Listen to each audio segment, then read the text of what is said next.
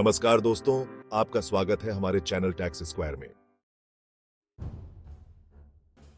आज की वीडियो के अंदर मैं आपको बताऊंगा कैसे आप दुबई के अंदर कम इंफॉर्मेशन कर सकते हो और क्यों दुबई के अंदर आज के टाइम मिनट्स कम इंफॉर्मेशन करके उठाओ, अपने बिजनेस को ग्रो कर सकते हो। देखो, दुबई के अंदर पा रहा हूं, इस समय 1 मिलियन की पॉपुलेशन है, जिनमें से 5 मिलियन लोग दुबई के रहने वाले हैं, वहां के सिटीजन से। इस समय दुबई के अंदर बिजनेस तेजी से ग्रो कर रहे हैं। आज के टाइम में आपको प्रेगनेंसी घर के साथ बताऊं तो 2022 के विद इन 6 मंथ्स आफ्टर 5 से ज्यादा कंपनी रजिस्टर्ड हुई इस दुबई के अंदर। 25% से इस साल ग्रोथ देखने को मिली है। अब हमें दुबई में तेजी से दुबई के अंदर से कम इंफॉर्मेशन हो रही है। पूरे ग्लोबल के बिजनेस आध्यात्मिक है, दुबई के अंदर कर रहे हैं। तब आप कैसे सुबह करना कम इंफॉर्मेशन कर सकते हो? देखो, लाइसेंस इससे पहले आप एक्सप्लेन करता हूं। सबसे पहले लाइसेंस चाहिए होता है ट्रेडिंग।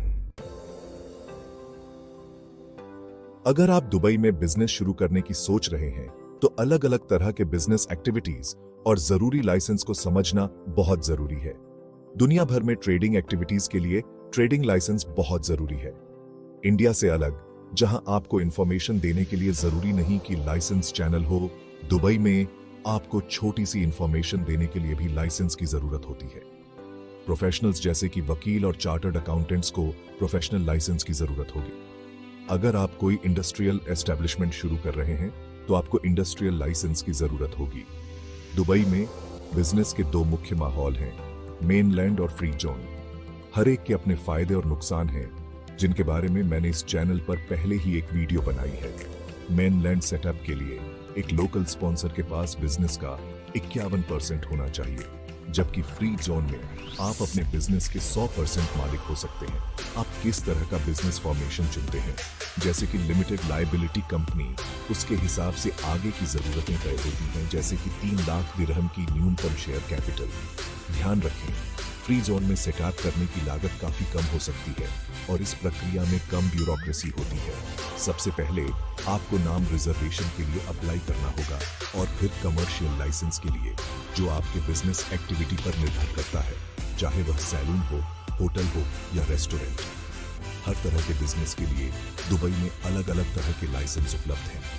अगर आप इंडस्ट्रियलाइजेशन में रुचि रखते हैं तो कई तरह के लाइसेंस जरूरी होंगे और हमारी टीम इन एप्लीकेशन में आपकी मदद कर सकती है। एक बार जब आप अप्लाई कर देते हैं तो इस प्रक्रिया में मेमोरेंडम ऑन ऑफ एसोसिएशन और आर्टिकल्स ऑन ऑफ एसोसिएशन को नोटराइज कराना होता है और आपको पासपोर्ट कॉपी और अपनी फोटो के साथ साथ अन्य डॉक्यूमेंट्स की भी जरूरत होगी। अगर आप ब्रांच ऑफिस स्थापित कर रहे हैं तो आपको अपने हेड ऑफिस से डॉक्यूमेंट्स की जरूरत होगी, जिसमें सर्टिफिकेट ऑन ऑफ इनकॉर्पोरेशन और पिछले 3 महीनों का बैंक रेफरेंस लेटर शामिल है। बिजनेस लाइसेंस के लिए अप्लाई करने के बाद आपको नाम रिजर्वेशन का नोटिफिकेशन मिलेगा। डॉक्यूमेंट्स वेरिफिकेशन में आमतौर पर 15 से 20 दिन लगते हैं। एक बार प्रक्रिया पूरी हो जाने के बाद आपका एजेंट बिजनेस लाइसेंस के लिए अप्लाई करना शुरू कर देगा। बिजनेस ऑनर या मैनेजर के तौर पर आपको खुद कुछ कॉल करने पड़ सकते हैं। आखिरी चरण में बैंक अकाउंट खोलना शामिल है। याद रखें, दुबई में बैंक अकाउंट खोलना उतना आसान नहीं है जितना कि इंडिया में, अगर आपके डॉक्यूमेंट्स और लाइसेंस सही नहीं है।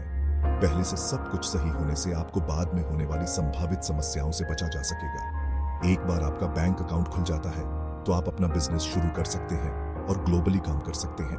दुबई में अपना बिजनेस स्थापित करने के बारे में अधिक जानकारी के लिए हमारी वेबसाइट पर जाएं या कमेंट के जरिए सवाल पूछें। हमारी टीम हर सवाल का जवाब देगी। इस वीडियो को देखने के लिए धन्यवाद।